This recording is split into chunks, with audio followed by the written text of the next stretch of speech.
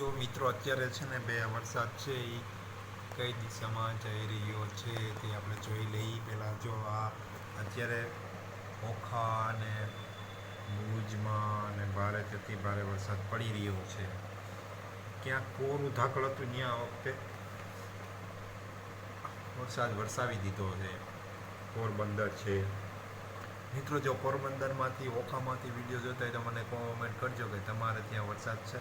અત્યારે તો ચિત્ર બતાવી રહ્યું છે કે તમે અહીંયા વરસાદ છે. જો ભારે થતી ભાર અહીંયા જુનાગઢ જિલ્લો જો ખાલી જ પડ્યો જો છે.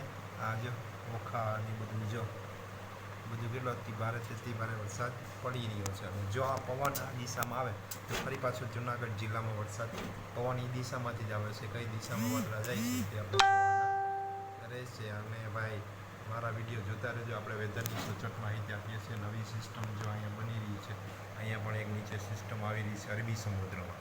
અત્યારે જે કાંઈ આપણે વરસાદ આવ્યો એ બંગાળની ખાડીનો વરસાદ આવ્યો છે. અરબી સમુદ્રનો એકેય વરસાદ આવ્યો નથી. જોઈ લો આ બે બંગાળની ખાડીનું ચિત્ર છે ને હવે આપણે નીચે એ જોઈએ છીએ કે થોડુંક માઉસ ઊંચું કરીને જોઈ લઈએ.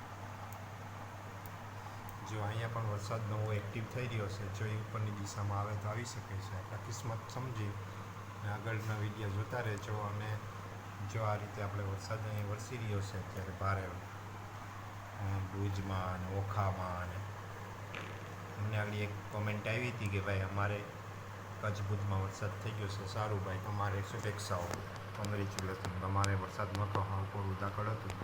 તો મારો વિડીયો ગમે લાઈક, કોમેન્ટ, શેર કરજો. આવજો.